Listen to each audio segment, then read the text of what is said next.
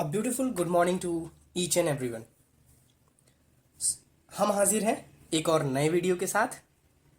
ये हमारा class 11th का चैप्टर 10 है, जो कि स्ट्रेट लाइंस इसका नाम है। हम आज ये चैप्टर जो है कंटिन्यू करने वाले हैं। स्ट्रेट लाइंस के बहुत सारे ऐसे भी कॉन्सेप्ट हैं जिससे कि आप ऑलरेडी फैमिलियर हैं। हम लोगों ने प्रीवियस क्लास में बहुत सारी चीज़ें जो हैं वो पढ़ करके रखी हुई हैं, ठीक है ना। तो क्या करते हैं, पहले जल्दी जल्दी जो प्रीवियस क्लासेस में चीज़ें हैं जो इस चैप्टर से रिलेट करेंगे उसको हम रिकॉल करते हैं। उसके बाद हम क्या करते हैं, अपना स्ट्रेट लाइन के मेन टॉपिक से स्टार्ट करते हैं। हम लोगों ने प्रीवियस क्लास में पढ़ रखा है कि अगर हमको कोई एक्स वाई प्लेन गिवन रहता था, एक्स वाई प्लेन गिवन रहता था और इस प्लेन पे हमको कोई कोऑर्डिनेट दे दिया जाता था। लेट्स से कि ये पॉइंट P है और इसका कोऑर्डिनेट है x1 और y1। ये जनरल फॉर्म में है, हम इसको नंबर के फॉर्म में ले लेते हैं, जैसे 2,3। सो इस पॉइंट को हमको एक्स वाई प्लेन में क्या करना रहता था, रिप्रेजेंट करना रहता था, ठीक है। जैसे एक्स एक्सिस में हमारा डिस्टेंस 2 है, तो मानते हैं कि यहां तक हमारा क्या डिस्टेंस है, ये एक्स एक्सिस पे 2 है और वाई पे क्या है, 3 है, मानते हैं यहां तक। So it would be this, okay. X axis में हमने कितना डिस्टेंस मूव किया है, 2 यूनिट और सेंटीमीटर, जिसमें भी इसकी यूनिट दी होगी। और वाई एक्सिस पे जो कि ये है मूवमेंट, वाई एक्सिस में 3 का मूवमेंट है, ठीक है। ये पूरा कितना है, ये 3 है, यहां से ये कितना है, 2 है, ठीक है। तो ये हमारा जो पॉइंट होगा, ये तो P पॉइंट होगा, जिसको हम 2,3 से 3 से रिप्रेजेंट करेंगे। सेकेंड टॉपिक हमारा जो है वो है distance between the 2 point, okay. Previous class में हम लोगों ने ये सारी चीजें पढ़ के रखी हुई है। जैसे कि हमारे पास एक पॉइंट है, ये P है, इसका कोऑर्डिनेट हम लेते हैं x1, y1। another point which is Q and the coordinate of this point is x2, y2. So here's the 2 point with their respective coordinates. Now we have to find the distance between these 2 point. अगर हम इसको line के form में देखें, जैसे कि ये point एक फर्स्ट वाला हुआ जो कि P है, और ये सेकेंड पॉइंट है जिसको हम लोगों ने Q लिया है। इन दोनों के रिस्पेक्टिव कोऑर्डिनेट x1, y1 और x2, y2 है, ठीक है। इनके बीच का distance, so the distance PQ would be equal to square root of an x2 minus x1 to the whole power 2 plus y2 minus y1 to the whole power 2 again and the whole square root. अब इसको समझते हैं थोड़ा सा। Coordinate point P और Q के given है, x1, y1, x2 और y2। हमको इन दोनों पॉइंट के बीच का ये जो डिस्टेंस है इसको फाइंड करना है, ठीक है। हम क्या करेंगे कि जो x का सेकंड वाला पॉइंट है उस पॉइंट को देखेंगे और उसके x वाले कोऑर्डिनेट को हम उठाएंगे पहले, ठीक है। तो द फर्स्ट कोऑर्डिनेट जो कि x का है उसको सब्ट्रैक्ट करेंगे फर्स्ट कोऑर्डिनेट हमारा जो पॉइंट P का है। तो पहले x कोऑर्डिनेट का ही रिस्पेक्ट हम लेकर के चलेंगे, फिर y कोऑर्डिनेट का। सो यहां से फर्स्ट कोऑर्डिनेट x का और फर्स्ट कोऑर्डिनेट यहां सेकंड पॉइंट P के x का, दोनों को सब्ट्रैक्ट किया, मींस x2 माइनस x1, उसका स्क्वायर करके फिर addition again y2 minus y1, उसका होल स्क्वायर, और फिर क्या किया हम लोगों ने, होल अंडर रूट ले लिया। इस फॉर्मूले का यूज करके हम क्या करते हैं कि दो किसी पॉइंट के बीच का डिस्टेंस फाइंड करते हैं। अब हम देखते हैं थर्ड पॉइंट इसके अंदर हमारा कौन सा डेफिनेशन या फिर कौन सा फॉर्मूला आएगा। थर्ड फॉर्मूला हमारा क्या है, गिवन रहता है हमको 2 पॉइंट।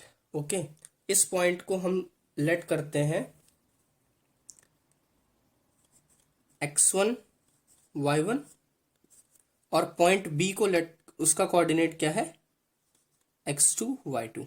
ओके, एक थर्ड पॉइंट है, ठीक है, वो इसके मिडिल में, मींस इंटरनली सिचुएशन की बात कर रहे हैं कि जब कोई एक थर्ड पॉइंट किसी एक लाइन सेगमेंट को क्या करता है, एक स्पेसिफिक रेशियो में डिवाइड करता है। उस रेशियो को हम यहां पे लेट करते हैं m and n। Let's say this point which is p and the coordinate of this point is x y। Okay, so ये पॉइंट जो है ये एक स्पेसिफिक रेशियो मींस m और n, ये हम रेशियो ले रहे हैं, इस स्पेसिफिक रेशियो में इस लाइन सेगमेंट को क्या कर रहा है, डिवाइड कर रहा है। तो x और y का कोऑर्डिनेट इस पॉइंट p का कैसे हम रिप्रेजेंट करेंगे, या फिर कभी कभी हमको दे देगा कि ये पॉइंट x और y गिवन रहते हैं और हमसे ये रेशियो पूछ लेता है, ठीक है ना। तो ये जो सिचुएशन है डिवीजन की, मींस जो रेशियो में डिवाइड कर रहा है हमारा थर्ड पॉइंट किसी एक लाइन सेगमेंट को, ये इंटरनली डिवाइड कर रहा है, ठीक है। यहां मैं लिख देता हूं,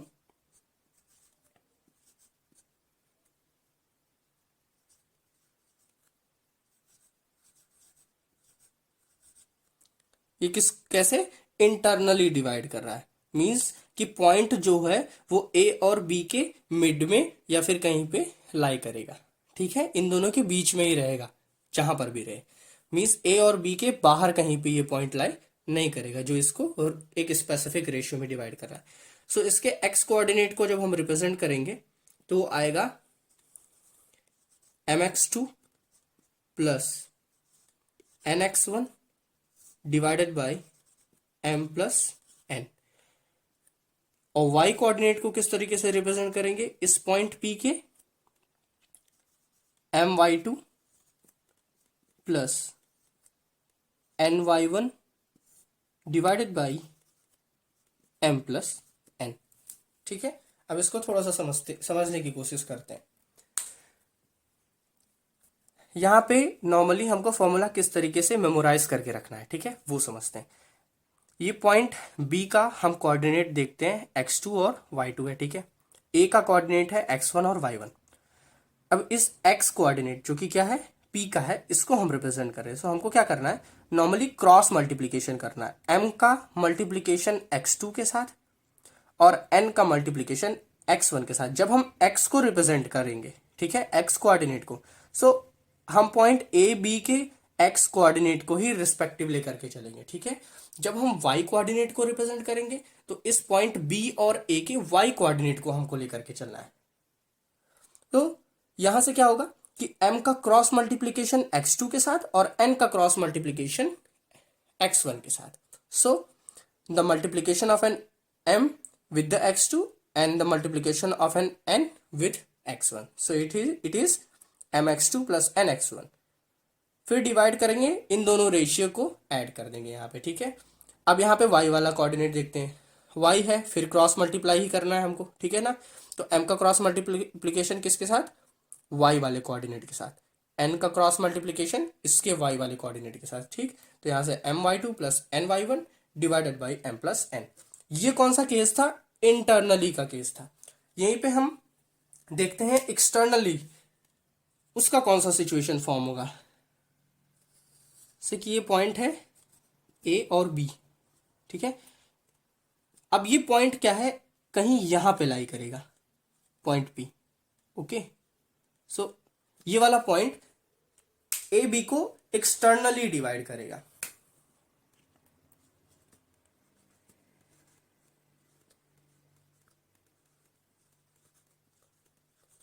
एक्सटर्नली इसको डिवाइड करेगा।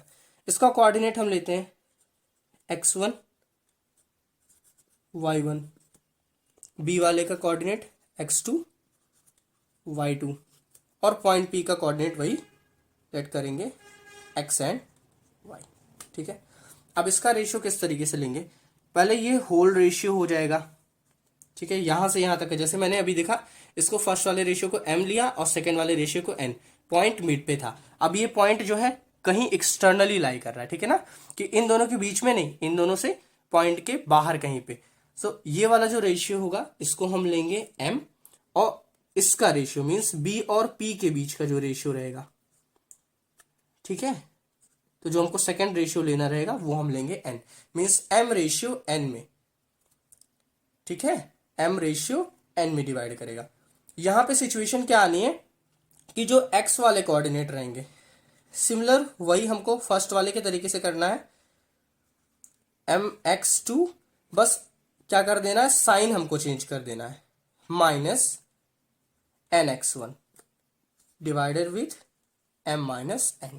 ओके, y वाले को भी इसी तरीके से रिप्रेजेंट करेंगे, my2 minus ny1 divided with m minus n। हमको एक्सटर्नल वाले केस में क्या करना है, बस साइन को चेंज कर देना है, दोनों ऊपर नीचे नेगेटिव कर लेना है, x के रिस्पेक्ट में भी और y के भी रिस्पेक्ट में।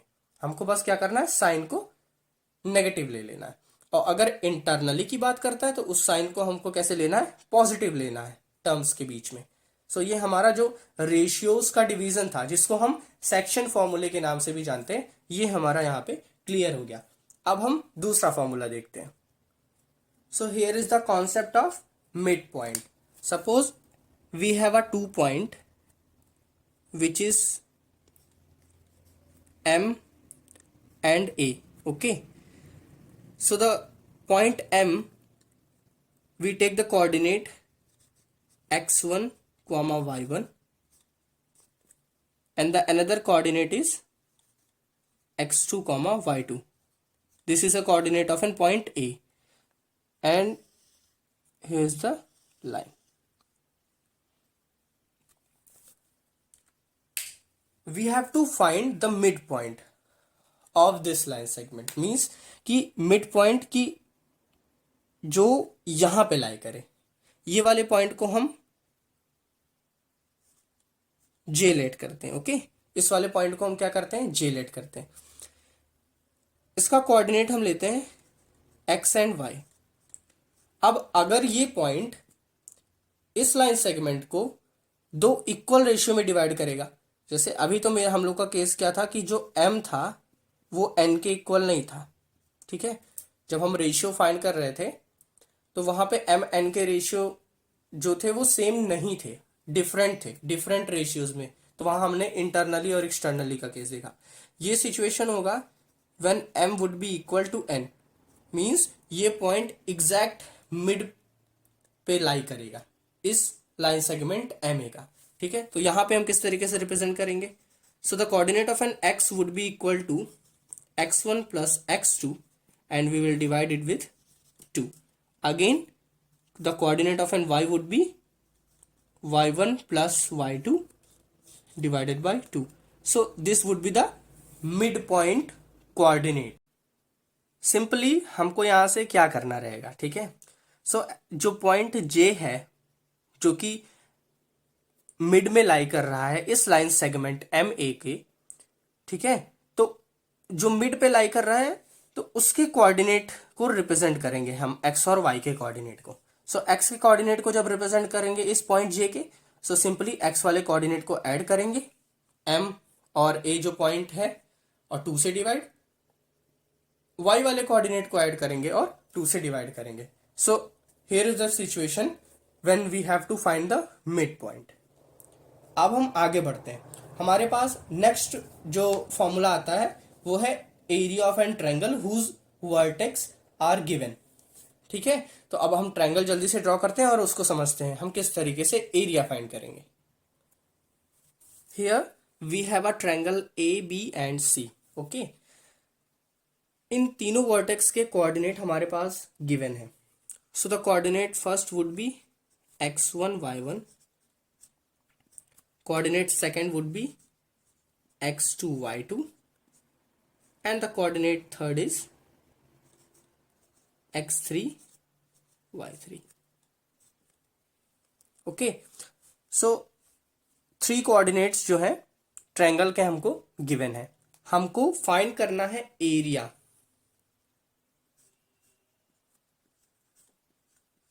Area of triangle ABC. We have to find the area of an triangle ABC when the coordinates of all three vertices are given. So the formula is half x1 y2 minus y3 plus x2 y3 minus y1 plus x3 y1 minus y2। अब हम समझते हैं ये formula किस तरीके से हमको याद रखना है कि हमारे माइंड में ये फॉर्मूला हमेशा बना रहे। यहाँ पे x1 है, ठीक है, x1 है, फिर 2 है, फिर 3 है। अब एक काउंटिंग लिखते हैं, 1 2 and 3, ठीक है। So after 1 there is 2, after 2 there is 3 and after 3 there is 1 again. यही काउंटडाउन हमको फॉलो करते हुए चलना है जिससे कि हम ये फॉर्मूले को याद रखेंगे। मैं बताता हूँ कैसे। 1 के बाद क्या आता है, 2 आता है, फिर क्या आता है, 3 आता है, फिर देखिए 2 के बाद क्या आता है, 3, ठीक है, 2 के बाद 3, 3 के बाद अगेन 1, ठीक, 3 के बाद 1, 3 के बाद देखिए 1 और 1 के बाद फिर क्या, 2, ठीक है।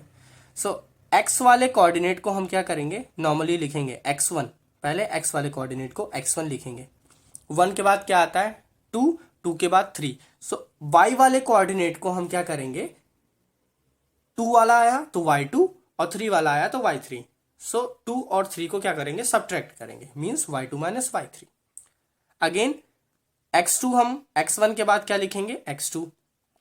फिर अब 2 के बाद क्या आता है, 3 आता है, फिर 3 के बाद मैंने बोला 1 को फिर रिपीट करना है। x वाले कोऑर्डिनेट को हम लिखे। अब 2 के बाद क्या आएगा, 3 और 3 के बाद अगेन 1, तो y वाले कोऑर्डिनेट को क्या करेंगे हम, 3 माइनस 1 कर देंगे, ठीक है, तो y3 माइनस y1 हो गया। फिर x3 वाले टर्म को, जैसे x1 मैंने लिखा, फिर x2, फिर x3। अब इस 3 के बाद क्या आएगा, 1 आएगा, 1 के बाद फिर 2 आएगा, मीन्स y1 और y2 को क्या करना है, सब्ट्रैक्ट कर देना है। तो इस तरीके से हमको फॉर्मूला ये मेमोराइज करके रखना है। काफ़ी जगह पे ये पूछा जाता है और ये अगर हम इस ट्रिक को फॉलो करते रहेंगे तो ये हमको काफ़ी टाइम तक याद भी रहने वाला है। आप इसको रिवाइज भी करते रहिए तो ज़्यादा बेटर होगा।